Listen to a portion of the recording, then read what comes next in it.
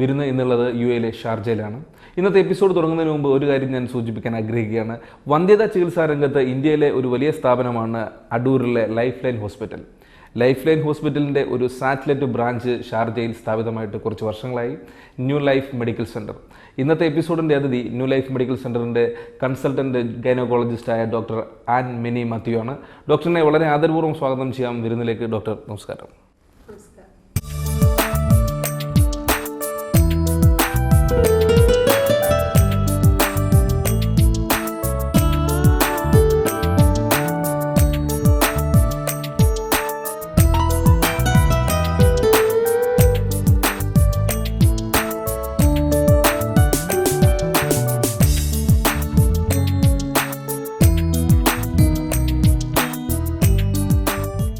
Doctor, ആദ്യം തന്നെ വന്ധ്യത എന്ന് പറയുന്ന ഒരു പ്രശ്നം ഇപ്പോൾ ലോകത്ത് എല്ലായിടത്തും സജീവമായി കാണുന്ന ഒരവസ്ഥയാണ്. ശരിക്കും പറഞ്ഞാൽ ഒരു കുട്ടികളുണ്ടാകുക എന്ന് പറയുന്നത് ഓരോ ദമ്പതിമാരെ സംബന്ധിച്ചിടത്തോളം അവരുടെ ജീവിതത്തിൻ്റെ വലിയൊരു പാർട്ടാണ്, വലിയൊരു അഭിലാഷമാണ്. ഈ ഒരു സാഹചര്യത്തിൽ വന്ധ്യത വന്നു കഴിയുമ്പോൾ ജീവിതത്തിൻ്റെ എല്ലാം നശിച്ചു പോകുന്ന ഒരവസ്ഥയിലേക്ക് പോവുകയാണ്. എൻ്റെ ചോദ്യം, വന്ധ്യത എന്ന് പറയുന്നത് എന്താണ്? 20% ദമ്പതികളിൽ നമ്മളിപ്പോൾ വന്ധ്യത, അതായത് കുട്ടികൾ ഉണ്ടാകുന്നതിനുള്ള ബുദ്ധിമുട്ട് കണ്ടുവരുന്നു. 1 വർഷത്തോളം നോർമലായിട്ട് അൺപ്രൊട്ടക്റ്റഡ് ആയിട്ട് കുട്ടി ഉണ്ടാവാനായിട്ട് പ്രഗ്നൻസി ആവാൻ ട്രൈ ചെയ്തിട്ട് ആകുന്നില്ലെങ്കിലാണ് ആ സ്റ്റേറ്റിനാണ് നമ്മൾ വന്ധ്യത എന്ന് വിചാരിക്കേണ്ടത്. അതായത് കുട്ടികൾ ഉണ്ടാവാത്ത ഒരു സ്റ്റേജ് അല്ല, കുട്ടികൾ ഉണ്ടാകുന്നതിന് സ്വല്പം ബുദ്ധിമുട്ട്. അതിൽ 90% ആൾക്കാർക്കും സാധാരണ പ്രൈമറി ട്രീറ്റ്മെൻറ്റ് കൊണ്ട് പ്രഗ്നൻസി ആവുന്നതിന് സാധിക്കുന്നതായിരിക്കും. ഒരു 10% ആൾക്കാർക്ക് മാത്രമേ IUI, IVF, ICSI തുടങ്ങിയ ട്രീറ്റ്മെൻറ്റുകളിലേക്ക് പോകേണ്ട ആവശ്യം വരുന്നുള്ളൂ. ഡോക്ടർ, നമ്മളിപ്പോൾ സംസാരിക്കുന്നത് വന്ധ്യതയെക്കുറിച്ചാണ്. ഇപ്പോൾ പ്രധാനമായിട്ടും ഇപ്പോൾ വന്ധ്യത സർവ്വസാധാരണമായി കണ്ടുവരുന്ന ഒരവസ്ഥയാണ്. എന്തുകൊണ്ടാണ് വന്ധ്യത ഇത്രമാത്രം വർദ്ധിച്ചു വരുന്നത് എന്നൊന്ന് പറയാമോ? വന്ധ്യത വർദ്ധിച്ചു വരുന്നതിന് ഒരുപാട് കാരണങ്ങളുണ്ട്. ബേസിക്കലി ലൈഫ് സ്റ്റൈൽ ചേഞ്ചസ് ആണ്. ഇപ്പോൾ ആൾക്കാർക്ക് പഴയതുപോലെ എക്സസൈസ് ചെയ്യാനുള്ള ടൈമില്ല, അതിനെക്കുറിച്ചുള്ള അവയർനെസ് ഉണ്ടെങ്കിൽ തന്നെ അതിനായിട്ട് ബുദ്ധിമുട്ടുന്നില്ല. അമിതവണ്ണം, fast food, availability, availability of machineries to do all the work, വ്യായാമം കുറവാണ്. പിന്നെ കാർ ടു കാർപ്പറ്റ് ജേർണി നടക്കുന്നതിനൊരവസരം അവർക്ക് കിട്ടുന്നില്ല, ഈവൻ ജോലിക്ക് പോകുമ്പോൾ പോലും. അങ്ങനെ ആ സുഖ സൗകര്യങ്ങൾ വർദ്ധിച്ചു വരുന്നത് കൊണ്ട് അവരുടെ ലൈഫ് സ്റ്റൈലിൽ തന്നെ വന്നിട്ടുള്ള ചേഞ്ചസ് ആണ് പ്രധാനമായിട്ടും ഇൻഫെർട്ടിലിറ്റിക്ക് സ്ത്രീകളിലും പുരുഷന്മാരിലും ഒരു കാരണമായി വന്നിരിക്കുന്നത്. മറ്റൊരു കാര്യം, ഇപ്പോൾ ഈ ബോധവൽക്കരണം കൊണ്ട് നമുക്ക് ഈ ഒരു വന്ധ്യത തടയാനുള്ള സാധ്യതയുണ്ട്. ഞാൻ ഉദ്ദേശിക്കുന്നത്, ഈ വിവാഹത്തിന് മുമ്പ് നമുക്ക് എന്തെങ്കിലും അറിയേണ്ടതായിട്ടുള്ള കാര്യങ്ങളുണ്ടോ വന്ധ്യതയെ തടഞ്ഞു നിർത്താൻ വേണ്ടിയിട്ടുള്ളത്? തീർച്ചയായും. പെൺകുട്ടികളെ നമ്മളിപ്പോൾ കണ്ടുവരുന്ന ഒരു ട്രെൻഡ് എന്താണെന്ന് വെച്ചാൽ, അവരുടെ കരിയർ ഓറിയൻറ്റഡ് ആയതുകൊണ്ടും എഡ്യൂക്കേഷൻ്റെ ബേസിസിലും ഒക്കെ പെൺകുട്ടികൾ വളരെ താമസിച്ച്, അതായത് 28 years ഒക്കെ കഴിഞ്ഞിട്ടാണ് പലരും വിവാഹിതരാകുന്നത് തന്നെ. ആ ഒരു ടെൻഡൻസി തീർച്ചയായിട്ടും അവോയ്ഡ് ചെയ്യേണ്ടതാണ്. കാരണം ഒരു 28 years കഴിഞ്ഞാൽ ക്വാളിറ്റി ഓഫ് എഗ് കുറഞ്ഞു വരികയാണ്. ഒരു 20 to 28 yearsലാണ് എഗ്ഗ് ഏറ്റവും നല്ല ക്വാളിറ്റിയിൽ ഇരിക്കുന്നതും പ്രഗ്നൻസി ആവുന്നതിന് ഏറ്റവും നല്ല പൊട്ടൻഷ്യലുള്ള ടൈം ആ ഏജിലാണ്. സോ ആ ടൈമിൽ എന്തായാലും ഒരു ഫസ്റ്റ് ബേബിയെങ്കിലും ഉണ്ടാകുന്നതാണ് എപ്പോഴും നല്ലത്. ആൻഡ് സെക്കൻഡ് തിങ് ഇസ്, പെൺകുട്ടികൾക്ക് അവർക്ക് ആർത്തവത്തിൽ വരുന്ന ചേഞ്ചസ്, ആർത്തവത്തോട് അനുബന്ധിച്ചുണ്ടാകുന്ന പ്രശ്നങ്ങൾ, അതായത് ചിലർക്ക് അമിതമായ വയറുവേദന ഉണ്ടാകും.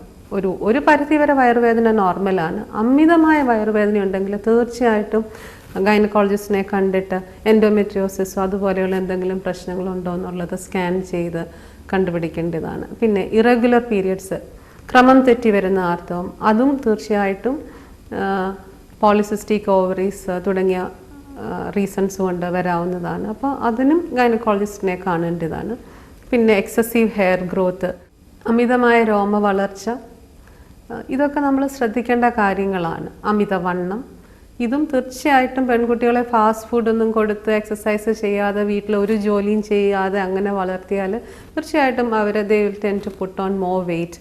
അപ്പോൾ അങ്ങനെ വീട്ടിലെ ജോലികളൊക്കെ ചെയ്യിച്ച് എക്സസൈസും ചെയ്യിച്ച് കുട്ടികളെ വളർത്തുന്നത് തീർച്ചയായിട്ടും നല്ലതായിരിക്കുമെന്നാണ് എൻ്റെ അഭിപ്രായം. ഡോക്ടർ, ഇനി നമ്മൾ ഈ ന്യൂ ലൈഫ് മെഡിക്കൽ സെൻ്ററിലേക്ക് വന്നു കഴിഞ്ഞാൽ ഷാർജയിൽ വളരെ പ്രശസ്തമായി നിൽക്കുന്ന ഈ ഒരു പ്രത്യേകിച്ച് വന്ധ്യതാ ചികിത്സാ രംഗത്ത് പ്രശസ്തമായി നിൽക്കുന്ന ഒരു ക്ലിനിക്കാണ്. ഇപ്പോൾ ഈ ഒരു ക്ലിനിക്ക് തുടങ്ങിയിട്ട് 7 വർഷത്തോളമായി. അതോടൊപ്പം തന്നെ താങ്കൾ ഈ ഒരു UAE പ്രാക്ടീസ് തുടങ്ങിയിട്ട് 16 വർഷത്തോളമായി. ഒരു വലിയ എക്സ്പീരിയൻസ് ഉണ്ട് താങ്കൾക്ക്. ഈ ന്യൂ ലൈഫ് മെഡിക്കൽ സെൻ്ററിൽ എന്തൊക്കെ പ്രത്യേകതകളാണുള്ളത്? ഇവിടെ എന്തൊക്കെ തരം രോഗങ്ങൾക്ക് ചികിത്സയുണ്ട്? ഇവിടെ വരുന്നതിലൊരു 60% ആൾക്കാരും ഫെർട്ടിലിറ്റി ട്രീറ്റ്മെൻറ്റിൽ തന്നെ വരുന്നവരാണ്. അപ്പോൾ നമ്മൾ ഇവിടെ ബേസിക്കലി പ്രൈമറി ഇൻവെസ്റ്റിഗേഷൻസ് ചെയ്തിട്ട്, അത് ഞാൻ നേരത്തെ പറഞ്ഞതുപോലെ ഈ ഫെർട്ടിലിറ്റി പ്രോബ്ലം ഉള്ള ആൾക്കാരിൽ 90% ആൾക്കാർക്കും ഈ ചെറിയ ട്രീറ്റ്മെൻറ്റൊക്കെ കൊണ്ട് തന്നെ പ്രഗ്നൻസി ആകാവുന്നതേ ഉള്ളൂ. അത് കറക്റ്റായിട്ട് അസസ് ചെയ്തിട്ട് അവരുടെ പ്രോബ്ലം എന്താണെന്നുള്ളത് നമ്മൾ ഡയഗ്നോസ് ചെയ്തിട്ട് ട്രീറ്റ് ചെയ്താൽ 90% ആൾക്കാരും ഒരു വർഷം കൊണ്ട് വിതൗട്ട് മച്ച് ട്രീറ്റ്മെൻറ്റ് അവർ കൺസീവ് ചെയ്യും. എന്നാൽ ഒരു 10% ആൾക്കാർക്ക് ഫർദർ ട്രീറ്റ്മെൻറ്റ്, അതായത് IUI, IVF തുടങ്ങിയവ ചെയ്യേണ്ടി വരും. IUI നമ്മളിവിടെ ചെയ്യുന്നുണ്ട്. അത് IVF പോലെ ഒരു ഹൈടെക് പ്രൊസീജിയർ അല്ല, അത് നമ്മൾ ചെയ്യുന്നുണ്ട്. അതിൽ ഒരു മാസം നമ്മൾ അതായത് IUI ചെയ്യുന്ന ആൾക്കാർ, അതായത് സാധാരണ ഡ്രഗ് ട്രീറ്റ്മെൻറ്റ് കൊണ്ട് പ്രഗ്നൻസി ആവാത്ത ആൾക്കാർക്കാണ്, അല്ലെങ്കിൽ കൗണ്ട് സ്വല്പം മെയിലിൻ്റെ സ്പേം കൗണ്ട് സ്വല്പം കുറവുള്ള ആൾക്കാർക്കാണ് നമ്മൾ IUI ചെയ്യുന്നത്. അത് ഒരു IUIയിൽ ഒരു 20% സക്സസ് റേറ്റ് കാണും. അതൊരു 6 സൈക്കിൾ വരെ നമ്മൾ IUI ചെയ്ത് നോക്കുമ്പോൾ മിക്കവാറും ഒരു 60 തൊട്ട് 70% ആൾക്കാരും അതിൽ പ്രഗ്നൻസി ആവും. അവിടെ കൊണ്ട് പ്രഗ്നൻസി ആവാത്ത ആൾക്കാർ തീർച്ചയായിട്ടും നമ്മൾ IVFന് റെഫർ ചെയ്യും. പിന്നെ IVF ട്രീറ്റ്മെൻറ്റ്, അതായത് ട്യൂബൽ ബ്ലോക്ക്, തീരെ സ്പേം ഇല്ലാത്ത ആൾക്കാർ, severe endometriosis, that itself is a cause for tubal block. അപ്പോൾ അങ്ങനെയുള്ള ആൾക്കാർക്ക് നമ്മൾ IVF ഡയറക്റ്റായിട്ട് അഡ്വൈസ് ചെയ്യാറുണ്ട്. IVFന് പോകുന്ന ആൾക്കാർ നമ്മളിവിടെ ഈ ക്ലിനിക്കിൽ IVF ചെയ്യുന്നില്ല. അത് ഇവിടെ സ്റ്റിമുലേറ്റ് ചെയ്തിട്ട് നമ്മൾ ലൈഫ് ലൈൻ ഹോസ്പിറ്റൽ അടൂരിലേക്ക് വിടുകയാണ് ചെയ്യുന്നത് IVF ചെയ്യുന്നതിന്. IVF ചെയ്യുമ്പോൾ ദാറ്റ് ഓൾസോ ഒരു ചെറിയ പെൺകുട്ടിക്ക്, അതായത് 35 ഇയേഴ്സ് താഴെയുള്ള ഒരു പെൺകുട്ടിക്ക് IVF ചെയ്താൽ ഒരു 40% കൂടുതൽ, ഓൾമോസ്റ്റ് 50% ചാൻസ് ഉണ്ട് പ്രഗ്നൻസി ആവുന്നതിന്. എന്നാൽ ഏജ് കൂടുന്തോറും 40 വയസ്സ് കഴിഞ്ഞാൽ ഒരു 10% ചാൻസ് മാത്രമേ ഉള്ളൂ IVF ചെയ്താൽ പോലും പ്രഗ്നൻസി ആവുന്നത്.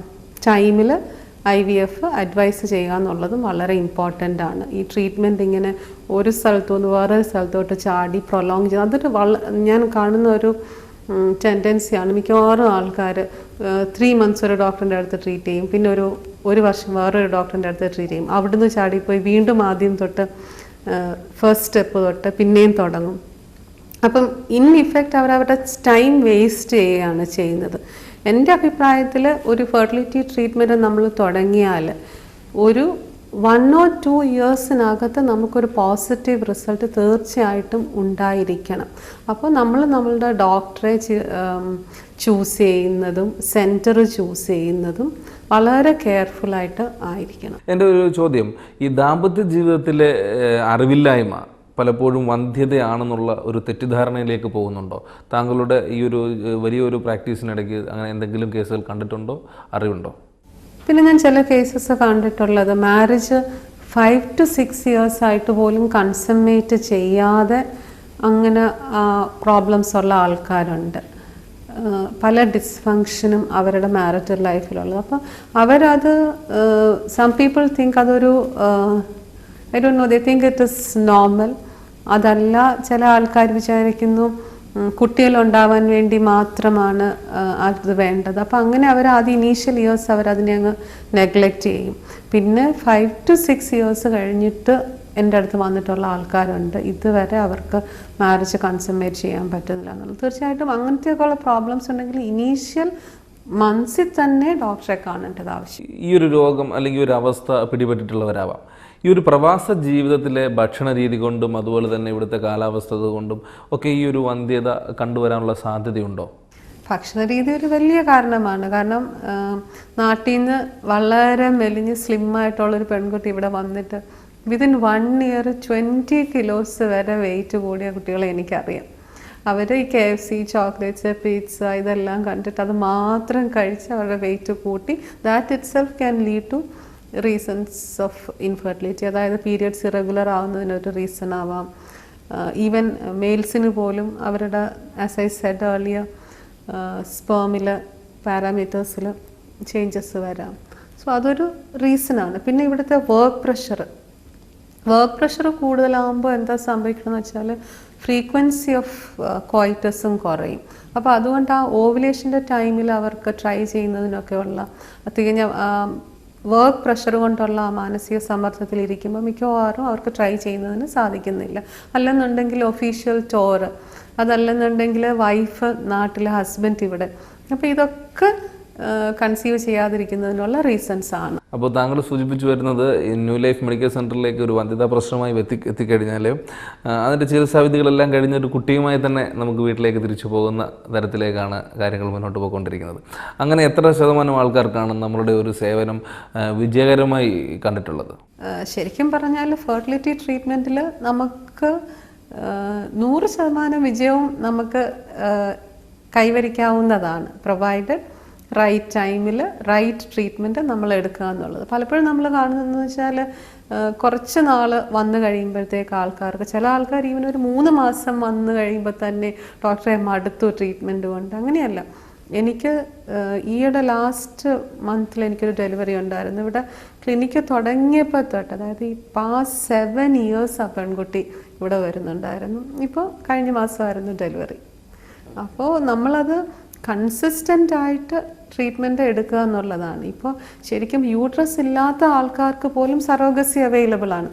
അതായത് വേറൊരാളുടെ യൂട്രസ് വെച്ചിട്ട് നമുക്ക് ഒരു സ്ത്രീക്ക് കുട്ടി ഉണ്ടാകാവുന്നതാണ്. അതായത് അവരുടെ അണ്ടവും ഹസ്ബൻഡിൻ്റെ ബീജവും ഉപയോഗിച്ചിട്ട് എംബ്രിയോ ഒരു വേറൊരാളുടെ യൂട്രസിൽ വളർത്തി നമുക്ക് സറോഗസി വഴി മൂലവും പ്രഗ്നൻസി ആകാവുന്നതാണ്. അഥവാ ഇനി even donor egg, donor sperm, all these technologies are available now. So വന്ധ്യത ട്രീറ്റ്മെൻറ്റ് ഇല്ലാത്ത ഒരു കാര്യമാണെന്ന് നമുക്ക് പറയാൻ പറ്റില്ല. പക്ഷേങ്കിൽ അത് കറക്റ്റായിട്ട് ട്രീറ്റ്മെൻറ്റ് എടുക്കുക എന്നുള്ളതാണ്.